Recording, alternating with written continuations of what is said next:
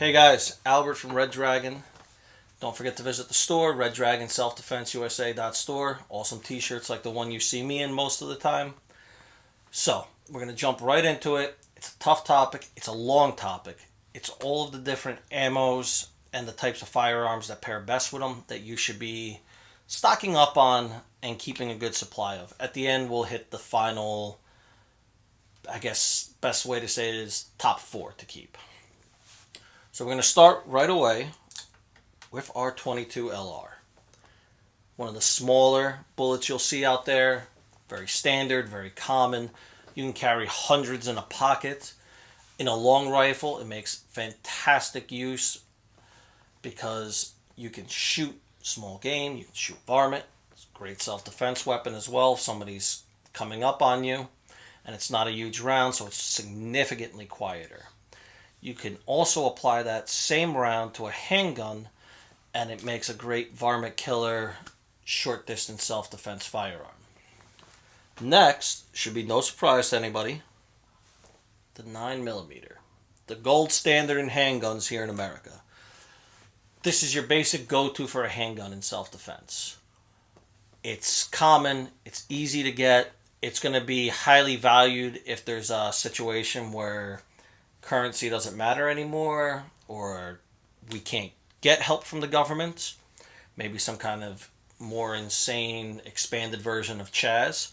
9mm is an easy trade for supplies if you have enough. So we're going to apply that to handguns. We're going to use that there for our defense. And if you're a little bit more clever, you're going to also get the carbine. Why? Because you can use that same 9mm in a more rifle-styled gun. As a rifle, using 9mm, yes, you're restricted on distance and stopping power. You can hear some of those arguments, but you have an advantage tactically because you have better aim, you have better control. You probably have better distance than you would with your handgun. Something to consider, and it's a great option. They're not very expensive. There's tons of manufacturers making some really great choices with that. Next, let's just jump in and hit the liberal boogeyman with the 223-556 on an AR-15. With the AR-15 and that type of ammunition, you're good to go with medium-sized game.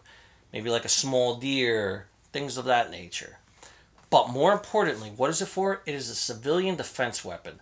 No, it's not a weapon of war like you'll hear on those crazy news things on certain news channels. We won't say them because, then they'll get upset. But it is a civilian weapon. It's a civilian weapon that's designed to help us protect ourselves from someone trying to break into our house, or even worse, a tyrannical government, or a riot situation where the government can't help us. That's what it's designed for. It's meant to be in civilian hands. It's what the founding fathers would have wanted you to have to replace the musket rifle. Next, we're going to jump into something a little bit bigger. We're going to go 308. Now, I personally prefer the 308, but I would also recommend considering the 6.5 Creedmoor. I've heard a lot of great things about it. There's a lot of back and forth on which is better. I personally just prefer the 308, but the Creedmoor, listen, you're going to get a little bit better over 400 yards with it. You're probably going to get a little bit better cost effectiveness out of the 308 and under the 400 yard mark. But both types of ammo and their counterparts in long rifle that they match up to are fantastic. They're great.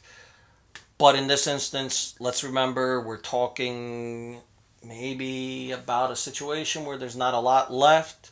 Maybe there's not a lot of government. What could we find easier? Probably 308. So with that said, I prefer the 308, but the 6.5 Creedmoor is a great option as well.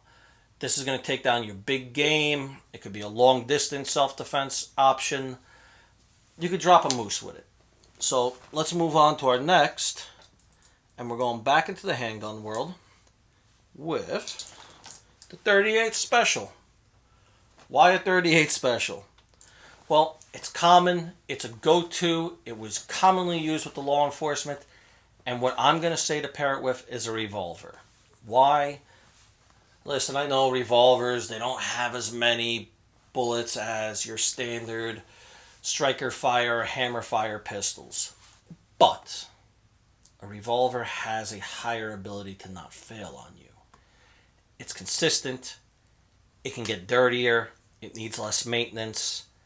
These are things that are important to consider. And the 38 Special is proven, it's been used around the world with police departments. It's something to really consider adding to your surplus. Now, of course, I would be hearing a lot of crap if I didn't talk about the 12 gauge shotgun. The 12 gauge shotgun is one of those things that we can use for hunting, we can use for defense, we can use for a lot of things.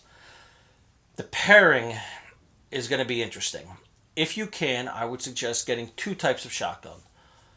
A longer shotgun for hunting and a shorter, more tactically equipped shotgun for defense. Why? Your tactical shotguns are significantly shorter on the barrel, probably have a pistol grip, may have a flashlight attachment, probably have a better shoulder pad. All of those options are great in a defensive situation, and shotguns make an effective tool. If you have to go with just one, try to find a pump action shotgun that can hold at least 4 rounds. Why am I saying that? Because it'll still be good for hunting, but it'll also obviously not be too bad for tactical because we're not talking about a single or double shot. One thing to remember though is with a shotgun you have a wider spray pattern, so you need to use it if it's in a defensive situation, in a situation where there's not somebody you're trying to protect or an innocent person that could possibly be caught in that line of fire. In a hunting situation, it makes it a lot harder to miss close up. But again, remember, with any shotgun, I would go with a pump. It's just less options to fail. I'm not a fan of the magazines because it's adding a weight that kind of shifts your balance a little bit. That's my personal preference. Don't beat me up in the comments if you have a different one. Now, those are our go-tos, what we would say you have to have. But there's a little bit of a bonus round. I'd be remiss if I didn't mention these next two. The first is the 45. The 45 is an excellent handgun. I would pair it with the Glock specifically. You're not going to see me make too many recommendations like that, but when it comes to the 45, I think the Glock does an amazing job as a handgun. Gives you that extra stopping power, and there's a reason they call it the Lord's caliber. Because if you hit somebody with it, they're probably heading on to see the Lord after that. So definitely something to consider if you have the financial or space ability to do it. And last, just for all of my fellow people who just love a big damn rifle, the 50 cal. Most people don't have the room for a 50 cal rifle or the financial ability to buy enough bullets. But if you can and you're so inclined, a 50 cal is going to stop massive big game situation, boars, whatever. And it could probably take out some armor and some vehicles. So in a STF situation, it's a hell of a thing to have in the closet. But with that said, none of this matters if you don't have the training to use it. And that's a big part of what we're here for. We'll get you the training to use what it is you want to use.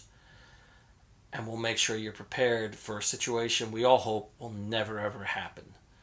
That at the end of the day, what we're training you for is to keep training and keep having fun with your training, but we never want to see any of these scenarios come into play other than the hunting or the practice and the fun at the range scenarios. So with that in mind, I just want to remind you we're here to help you unleash your inner dragon. God bless, and God bless America.